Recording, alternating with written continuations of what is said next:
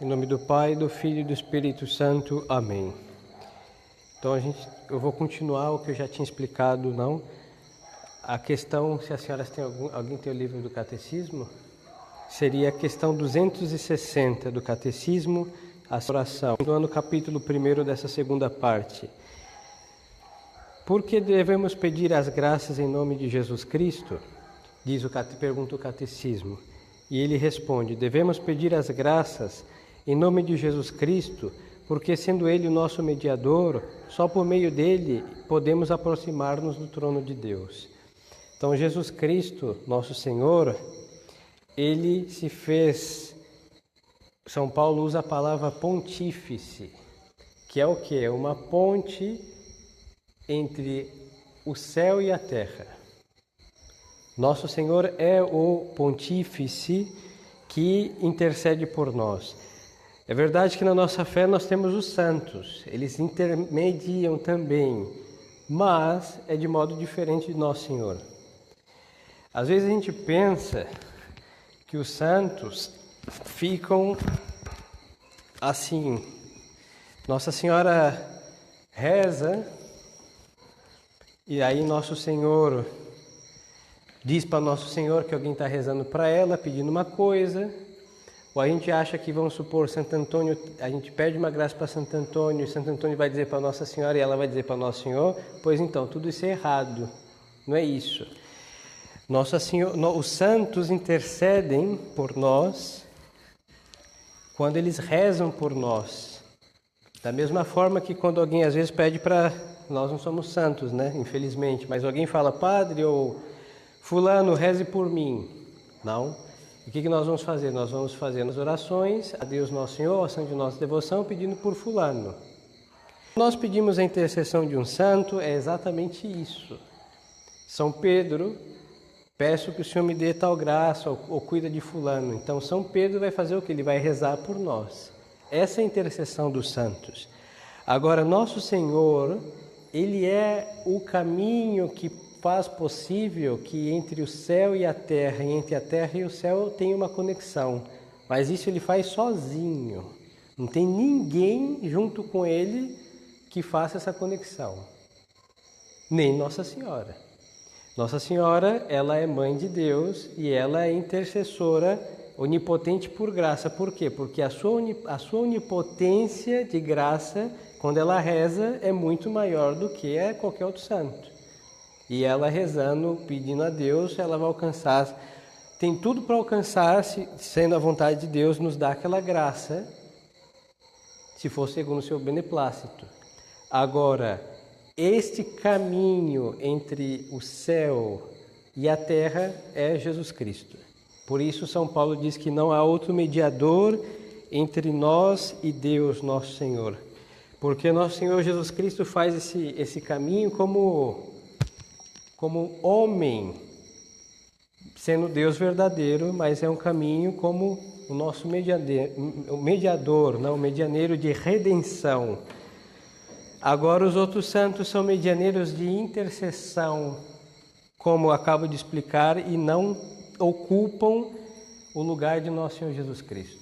Então, quando nós lemos aí na Epístola de São Paulo, dizendo que não há outro medianeiro a não ser nosso Senhor Jesus Cristo, é nesse sentido que Ele é o pontífice, a ponte entre Deus e nós. Não existe outro. Aí então o Catecismo vai dizer: por que devemos pedir essas graças em nome de Jesus Cristo? Devemos porque Ele é o nosso mediador e diz o Catecismo, só por meio dele nós podemos nos aproximar-nos de Deus. Antes de nosso Senhor Jesus Cristo, como o homem estava em estado de rebeldia, de pecado, então aproximava-se de Deus por meio dos amigos de Deus.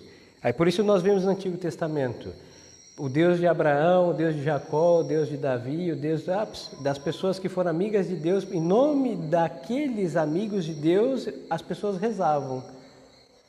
Agora no Novo Testamento nós não, porque é o mesmo Deus, mas nós não falamos por Jacó, nem por Abraão, nem por Isaac, tenha piedade de nós. Mas nós falamos o quê? Por vosso Filho Jesus Cristo, o Eterno Pai, tenha piedade de nós. Então mudou muitíssimo. O próprio Deus se fez homem e é por Ele e nele e para ele tudo. É a conclusão do cânon de cada missa. Não ofusca a majestade de nosso Senhor Jesus Cristo pedir pelos santos, hein? Não é isso. E tampouco ofende a majestade de nosso Senhor se nós pedimos pelos santos. Mas nós não podemos dar aos santos um lugar que não lhes compete. Eles não são o caminho para chegar até o céu. Nenhum deles. Agora, eles são homens e mulheres santificados por Deus, por nosso Senhor Jesus Cristo, que quando nós pedimos a sua intercessão, eles vão rezar por nós. E vamos ser inteligentes. Se reza por nós, Nossa Senhora, a gente tem certeza que Deus vai nos atender, não? Mas ela não é um caminho, hein? Ela não é o caminho que nos leva no sentido assim de ponte, mas ela é um meio que nos leva a nosso Senhor Jesus Cristo seguramente. Mas ela não é o caminho como um pontífice que fez possível o céu e a terra. Não, esse é nosso Senhor Jesus Cristo. E nenhum santo é o caminho é nosso Senhor Jesus Cristo. E os santos são aqueles que passaram por esse caminho, e aí se nós seguimos os santos, nós também passaremos por ele e chegaremos até o fim, que é o céu. Pergunta 1. Se a oração tem tanta eficácia, como é que tantas vezes não são atendidas nossas orações? Aí responde o catecismo. Muitas vezes as nossas orações não são atendidas, ou porque pedimos coisas que não convêm à nossa eterna salvação, ou porque não pedimos como deveríamos. Nós falamos, repetindo Santo Afonso de Ligório, que a oração é onipotente, que a oração é infalível, é verdade, a oração é tudo isso. Mas se alguém pede alguma coisa a Deus que é um absurdo, Deus não vai dar, porque a oração não faz absurdos. Da mesma forma que se nós pedimos uma coisa desordenada, que é um absurdo, Deus não vai dar, hein? Porque a oração não faz coisas erradas, não? E depois a oração, muitas vezes poderíamos pensar que a oração fosse algo mágico e assim instantâneo. Tampouco. A oração não tem nenhuma conotação de mágica e de coisa instantânea. Por isso nós devemos rezar, e Nosso Senhor diz que é necessário rezar sem jamais desfalecer. E Ele sempre ensinou no Evangelho a importância da insistência na oração, certo? Então a oração não é assim, eu fiz uma novena e pum, caiu a graça do céu. Não. Mas então, independente do que... Aqui estamos falando de oração em geral, hein? Não é nenhuma específica. Mas seja o que for em oração, se nós não rezamos como devemos, ou não pedimos o que nos convém, Deus não nos dará. Porque a oração, ela nos alcança tudo aquilo que Deus, nosso Senhor, havia prometido dar para aqueles que pedissem. Por isso as coisas ruins, desordenadas e absurdas não são dadas por Deus na oração, porque Ele nunca previu nos dar essas coisas. É assim de simples. Quais são as coisas que principalmente devemos pedir a Deus? A questão número 262. Aí responde o catecismo. Devemos principalmente pedir a Deus a sua glória e a nossa salvação e os meios para consegui-la. Aí aqui nós poderemos pensar, mas por que pedir a glória de Deus? Porque nós temos um dever de aumentar a glória de Deus na medida que a glória de Deus é aumentável. É complicado, mas vamos explicar. Deus, em si mesmo, Ele tem toda a sua glória e honra que Ele merece. E aí se chama assim, a glória essencial de Deus é o quê? É Ele ser Deus. E Ele se conhecer e se amar. Por isso Deus não tem necessidade de ninguém. Deus não criou ninguém por necessidade. Mas a partir do momento que Deus criou seres, anjos e homens, aí estes homens e anjos têm o dever de dar glória a Deus. Não, Deus não tem necessidade da glória nem dos anjos nem dos homens. Mas os homens e os anjos têm o dever de dar glória a Deus. Por isso o catecismo nos diz que nós devemos, primeira coisa, pedir a glória de Deus. Por isso no Pai Nosso começa: santificado seja o vosso nome, venha a nós o vosso reino e seja feita a vossa vontade. Por quê? Porque está pedindo a glória de Deus. Por isso os primeiros mandamentos, amar a Deus sobre todas as coisas, não tomar seu santo nome em vão e guardar os domingos e festas, está pedindo o que? A glória de Deus. Exatamente isso. E quando nós vamos rezar, nós devemos seguir esta regra, buscar a glória de Deus em primeiro lugar. E depois a nossa salvação e os meios para consegui-la. Por isso nós deveríamos rezar pedindo a Deus nosso Senhor que tenha piedade de nós, das nossas fraquezas, as graças necessárias para a nossa santificação, que são as virtudes que nos são necessárias. E quando temos dificuldades de certas virtudes, como devemos praticar todas, aí nós devemos pedir a Deus que nos conceda a graça de praticar tal qual virtude e etc. E a pergunta 263, não é também lícito pedir bens temporais? Sim, é também lícito pedir a Deus bens temporais, sempre que com a condição de que sejam conformes à sua santíssima vontade e não sejam obstáculos para a nossa salvação eterna. Então, por exemplo, pedir um emprego a Deus é errado? Não. Pedir a Deus um aumento dos bens temporais é errado? Não, mas tem uma condição, desde que não seja um obstáculo para a nossa salvação. Na história do Padre Pio, conta-se que um senhor, ele estava vivo, tinha o desejo de ganhar na loteria. Bom, esse desejo de muita gente. Mas ele achou que o Padre Pio, tocando no envelope dele, ou lendo o pedido dele, dando alguns números, ele ia conseguir ganhar na loteria. Então aconteceu que o Padre Pio recebeu essa carta desse homem, mas ele não quis nem tocar nessa carta. Aí o frei falou, olha, meio estranho, o Padre Pio não quis nem tocar a sua carta, devolveu para este homem que havia escrito. E aí aconteceu o seguinte, esse homem falou, que pena, eu queria tanto ganhar na loteria, mas ele não quis, por quê? Porque o Padre Pio sabia que aquele homem ia se perder se ele tivesse ganhado na loteria. Como ele via além das coisas que nós enxergamos, então, perfeito. Mas é conhecido o fato daquele médico que era um infiel, estava fora da prática da religião, que foi se confessar, e o Padre Pio lhe mandou jogar na loteria, e ele ganhou e usou o dinheiro para construir o hospital do Padre Pio. Pronto.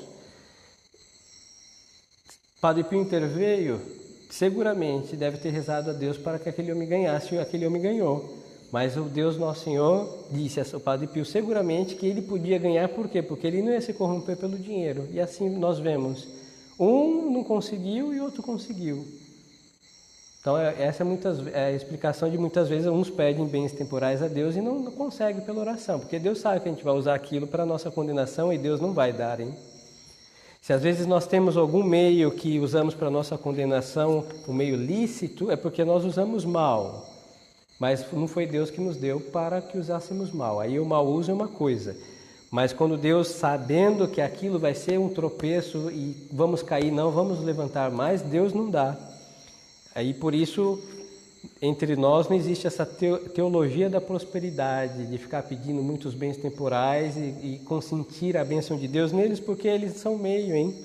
Nosso Senhor nasceu pobre, tanto santos viveram pobremente, então não faz parte da felicidade do homem ter bens temporais. Eles são meios, e os meios, e ele é um meio, mas não é um meio essencial, por isso, bom, tem essa condição. A questão 264. Se Deus sabe tudo aquilo que necessitamos, por que devemos rezar? Responde o catecismo. Embora Deus saiba tudo aquilo de que necessitamos, quer todavia que nós lhe peçamos para reconhecermos que Ele que dá a todos os bens, para lhes darmos a nossa humilde submissão e para merecermos os seus favores. Então, nas nossas orações, por isso no Evangelho, o Evangelho nos ensina que os pagãos que multiplicam suas palavras, porque achavam que pela sua quantidade de palavras seriam atendidos. Aí ele vai dizer, não, quando rezares, entra no teu quarto, reza ao culto, a teu pai que vê o culto e lhe dará recompensa. Por quê? Os pagãos achavam que era a quantidade de orações, que eram as palavras, que era o modo que rezava. Por isso aí começou a bruxaria. As pessoas achavam que era oferecendo, não sei, uma quantidade de velas e de incensos e coisas que a divindade ia achar muito bonito e agradável e ia dar a graça, não? Por isso entre nós não existe isso, hein? Graças a Deus, porque Deus não enchemos os olhos de Deus nem com vela, nem com incenso, não é que Ele fala, quanta vela vou dar uma graça, não é isso. Não, é pelo contrário, nós rezamos a Deus Nosso Senhor, pedimos aquilo que Ele mandou que peçamos, e isso é a oração, e aí Deus mostra para nós que nós dependemos dEle, por isso nós devemos pedir. Aí depois Ele nos dará a sua graça, porque assim Ele dispôs.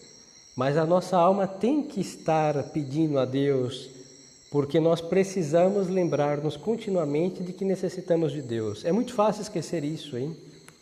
Se Deus desse as suas graças sempre, sem que nós tivéssemos a necessidade de pedir, nós não lembraríamos de muitas verdades que dependemos de Deus continuamente. Por isso, é uma verdade tão essencial e tão fácil de ser esquecida. Por isso, a oração é um meio eficaz de nos lembrar continuamente que nós dependemos de Deus. Agora, Deus sabe o que nós precisamos, Deus sabe o que vamos fazer com aquilo que nós pedimos, Deus sabe de tudo porque Deus é onisciente. Então, nossas orações, por isso as nossas orações devem ser simples. Não é para informar a Divina Majestade que estamos precisando de tal coisa e Ele não se lembra. Isso seria um absurdo. Nosso Deus é onisciente. Ele sabe de tudo e de cada uma das coisas que todos os mortais necessitam e necessitarão até a consumação dos séculos, inclusive, e para sempre. Agora, a oração faz com que amos a Deus, diz o Catecismo, a nossa humilde submissão e que também mereçamos seus favores. Por isso, assim, primeira coisa, nos mostra a dependência que temos de Deus. Aí assim nós fazemos um ato de humildade, porque quem pede está fazendo um ato de humildade, querendo ou não, é um ato de humildade, e assim nós merecemos os favores de Deus. Por isso a oração é o meio mais eficaz de obter de Deus todas as graças e todos os favores da Divina Majestade. Pergunta 265.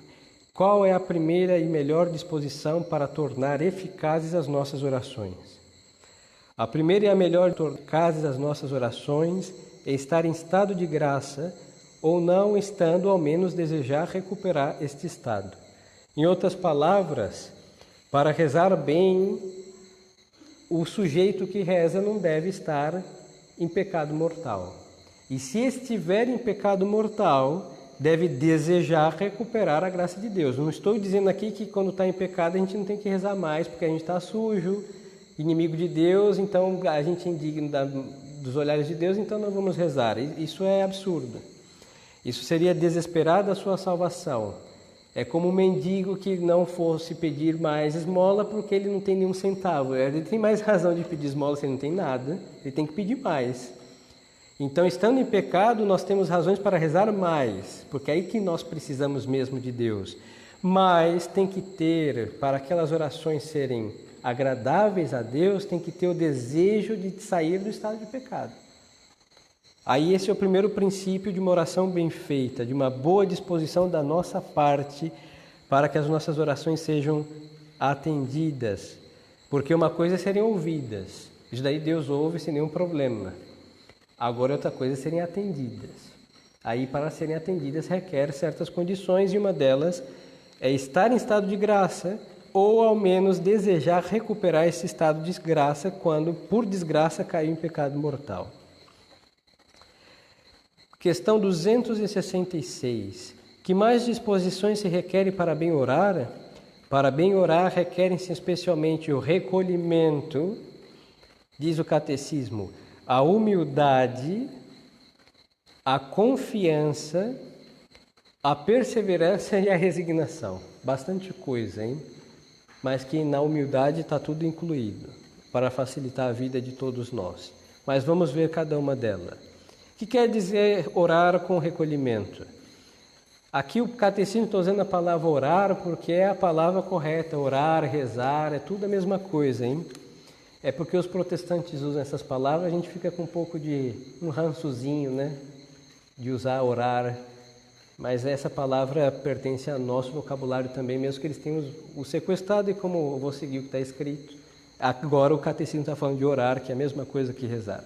Então, bem, o que quer dizer orar? Quer dizer pensar que estamos falando com Deus e por isso devemos orar com todo o espírito, com todo o respeito e devoção possíveis, evitando quanto possível as distrações, isto é, qualquer pensamento estranho à oração. Aqui eu vou dar um conselho, não é ficar imaginando, porque a imaginação não é verdade. Porque quando nós pensamos que estamos na presença de Deus, nós não estamos mentindo para nós, não é uma ilusão, é uma realidade, hein? Quando eu vou me pôr em oração, nós vamos nos pôr em oração, nós devíamos aproveitar no seu minuto e ver Deus que está lá de cima, já olhando para baixo e falar, ele vai rezar. E Deus se inclinando para ou estar ali atento às nossas preces. Mas isso não é uma ilusão que eu estou inventando para não me distrair, não, é uma realidade.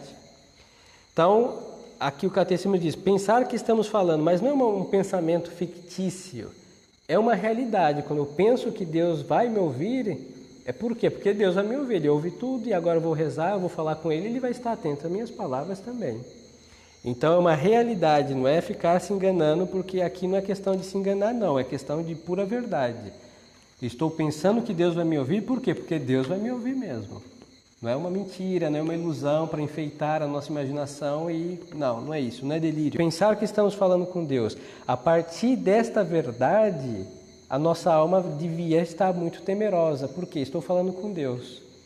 Se nós falamos com uma pessoa importante, nós tentamos usar a educação, a cortesia e etc. E sermos aí educados, atentos. E por que falando com Deus a gente usa a maior de todas, que é o temor de Deus em realidade? Pois então, a partir desse pensamento que estamos falando com Deus, e é um pensamento verdadeiro, é uma realidade, aí nós vamos rezar com todo respeito. Aí o respeito, ele alcança duas coisas. O modo de alcança a nossa postura exterior, como nós estamos rezando. Se eu estou falando com Deus e Deus é Deus e nós sabemos o que isso quer dizer, nós não vamos rezar deitado, tomando uma limonada, olhando, sei lá, um filme com olho, mesmo que seja um filme bíblico, e com outra mão puxando umas continhas do Santo Rosário, achando que estamos com um olho no Rosário e outro olho no José no Egito. Lê do engano. Isso é uma falta de respeito. Por quê? Porque o homem é incapaz de dar atenção do mesmo modo a duas coisas ao mesmo tempo. Inclusive as mulheres, ao fazerem muitas coisas ao mesmo tempo, mas a atenção não é a mesma às 10 coisas que as senhoras conseguem fazer ao mesmo tempo. Falar por telefone, cuidar da comida, roupa, ou uma criança que chora consegue atendê-las, depois estar pendente a todos os acontecimentos da humanidade e seguir fazendo tudo isso sem se distrair em nenhuma dessas coisas. Mas a atenção recai principalmente em uma dessas inúmeras coisas. Ninguém está atento perfeitamente a 10 coisas ao mesmo tempo, porque isso é impossível. Falando da capacidade humana, ninguém pode estar. Então, muito menos rezar e fazer outras coisas. Agora, vamos lá, tem certas coisas que não se opõem à oração. Quando se fala da oração vocal, por exemplo, é possível rezar um terço caminhando? Sim. Por quê? Porque primeiro para caminhar não precisa de toda a atenção da nossa cabeça. Então é possível caminhar e rezar um terço. Agora é possível fazer uma meditação dirigindo? Não, é impossível. Primeiro, se fechar o olho e dirigindo, vai se deparar com a realidade do juízo particular. Acabou a meditação no primeiro fechar de olhos. Então você vê que falando de oração vocal, se pode unir a certas obras. Uma dona de casa pode muito bem estar lavando roupa e rezando uma dezena do terço. Não será da mesma forma que estar de joelho diante de uma imagem de Nossa Senhora, mas se fosse o único modo de rezar, Deus vê a dificuldade real. Mas tem ações que impossibilitam a oração. Por exemplo, estar conversando com alguém e ao mesmo tempo estar rezando um terço. Se a senhora estivesse rezando o terço e ouvindo o catecismo, ou estariam ouvindo o catecismo ou estariam rezando o terço. Aí estaria ouvindo, mas estaria aprendendo, ou estaria dizendo palavras que são Ave Marias, mas não estariam rezando porque estariam atentos ao catecismo, por exemplo. Então temos que ter cuidado. Então o respeito, ele é dizer palavras decentes a Deus. Por isso nós chamamos a Deus a sua divina majestade, nosso Deus, nosso Senhor. Não se usa você, o tu depende dos costumes, mas não é o caso do nosso português e etc. A Deus não se trata com familiaridade, mesmo sendo muito íntimo com Deus. Ao ser mais íntimo de Deus, se tem maior respeito para com Deus.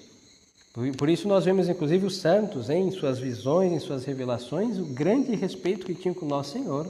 Por quê? Porque quanto mais íntimo, mais se conhece, e quanto mais se conhece, mais se teme a Deus. Então essa familiaridade de chamar Jesus, Maria, assim, primeiro nome, não estou dizendo que quem assim o faz sempre será uma falta de respeito, mas não é um modo irreverente ao sentir católico do trato. Se chama Nosso Senhor Jesus Cristo, se chama Maria Santíssima.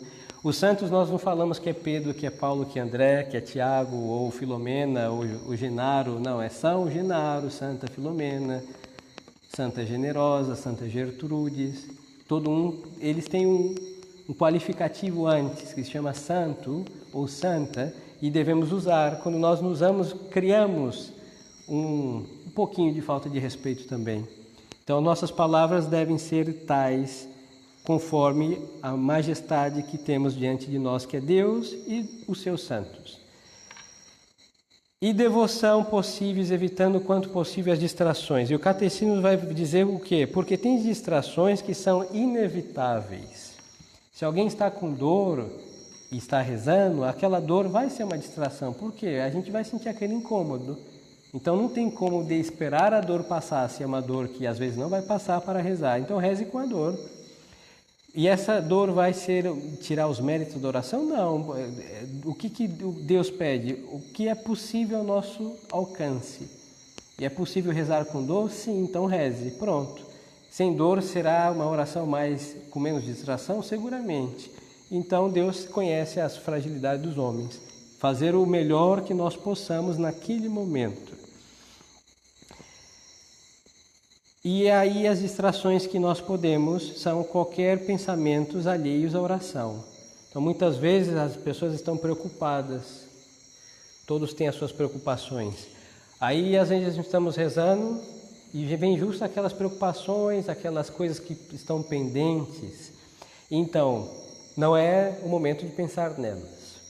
Se não me falhar a memória, São Bernardo de Claraval tinha um costume, creio que era ele, se não for ele, é outro santo. Penso que é ele.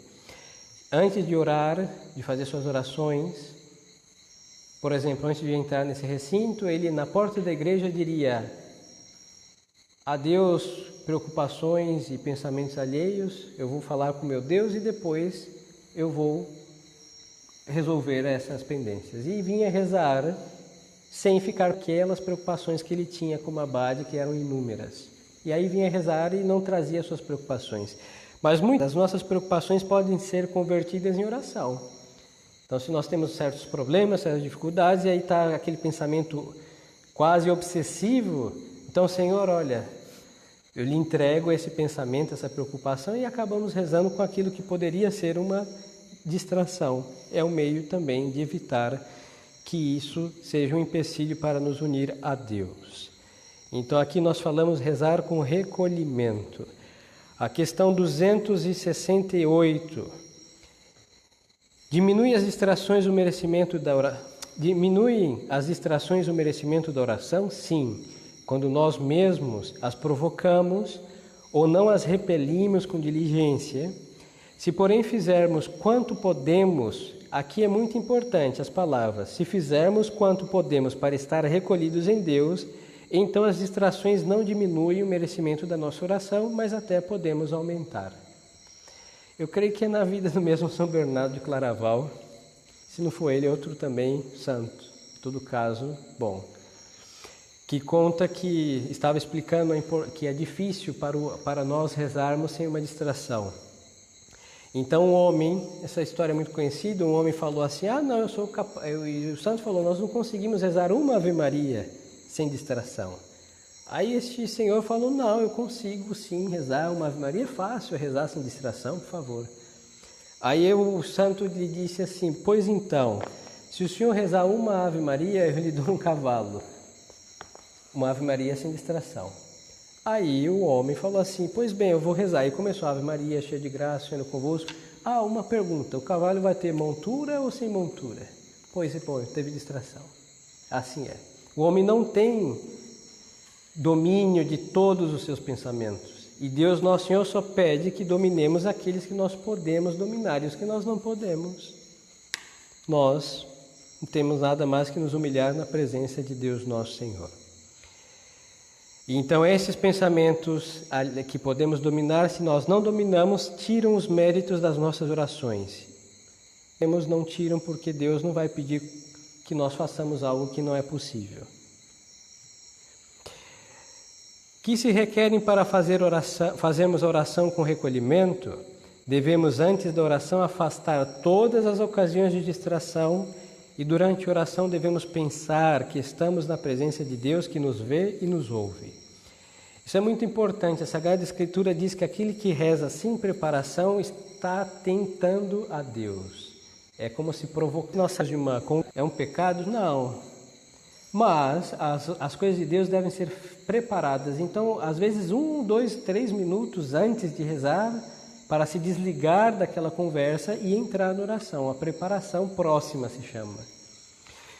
Então, isso é muito importante, porque senão as nossas orações sofrem a turbulência daquelas ações que nós estávamos fazendo anteriormente.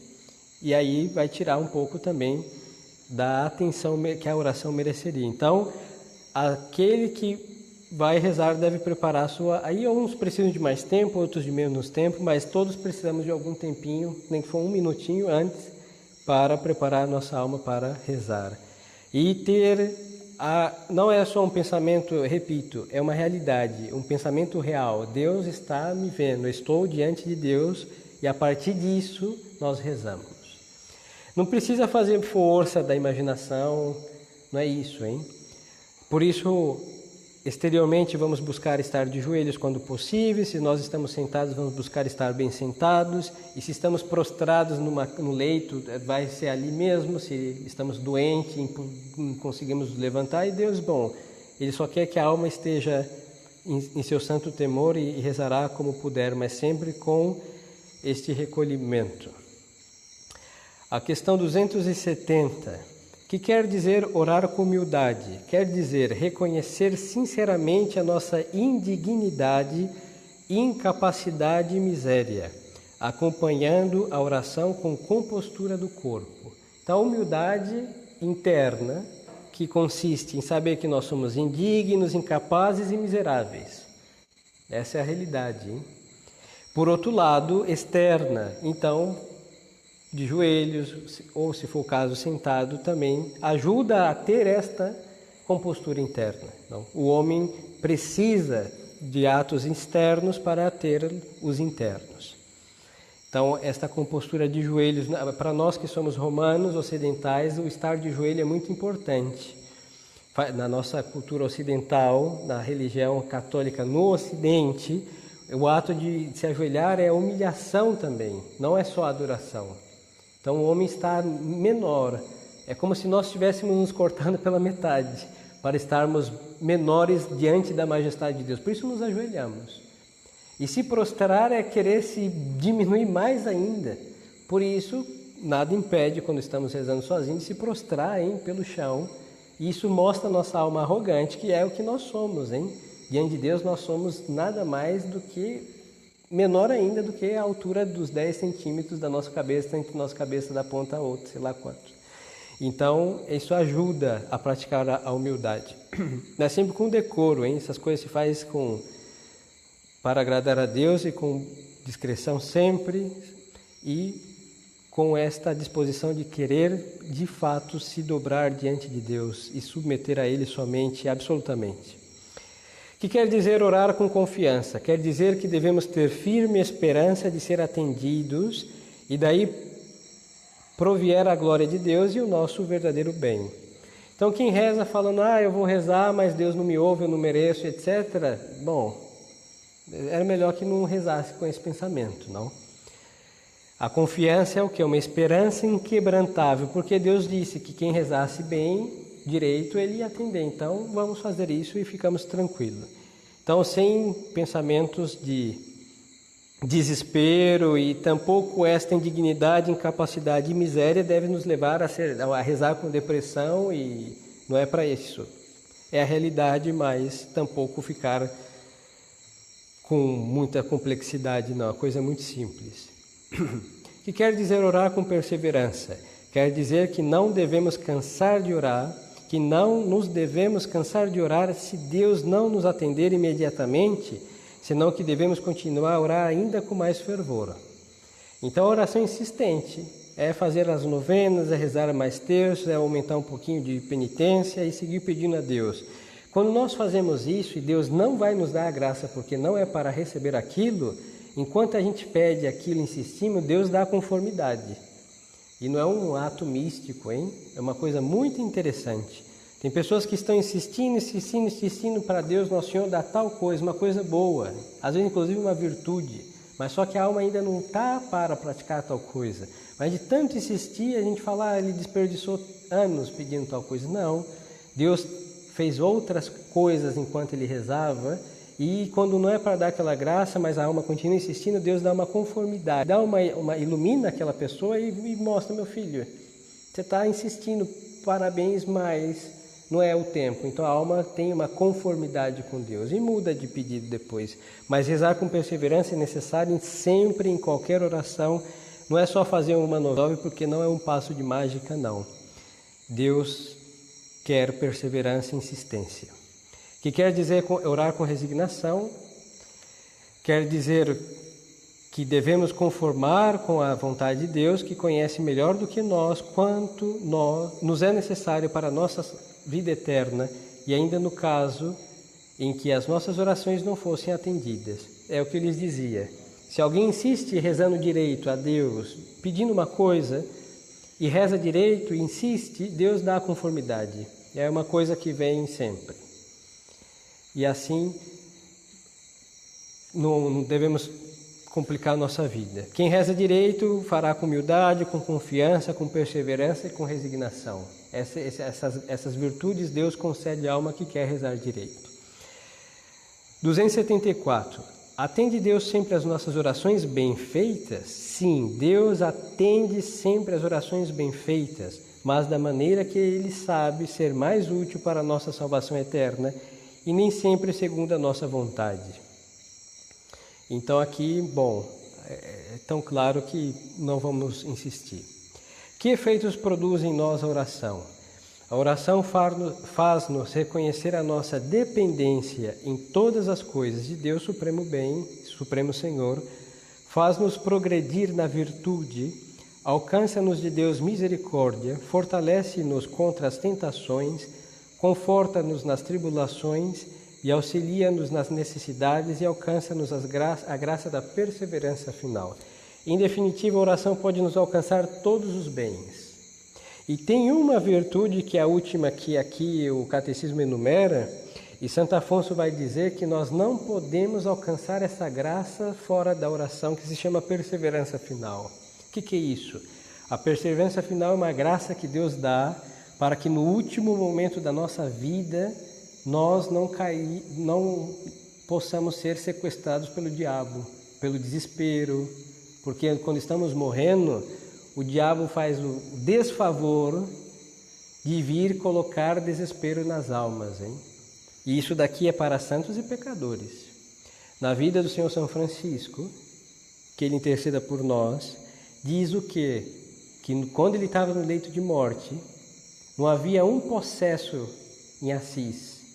Os padres exorcistas até acharam estranho, porque o endemoniado não veio, o demônio não possui ninguém. Por quê? No dia seguinte, depois de São Francisco estar morto já, e o diabo veio, os possessos voltaram a ser possuídos pelo diabo, e os exorcistas perguntaram, por que vocês não vieram ontem? E o diabo falou, não, era o Francisco estava morrendo, então todos nós do inferno fomos visitá-lo para colocar desespero na sua alma. E nós não conseguimos. Imaginem todos os demônios do inferno, que não são poucos, azucrinando a vida de São Francisco no último instante da sua vida. Se ele se desesperasse, ele não seria São Francisco.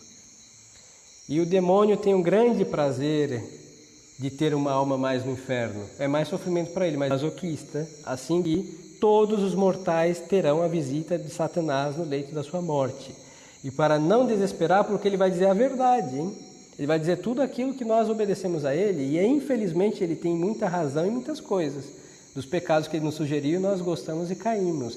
Por isso é um grande e maior perigo da vida, é o momento da morte.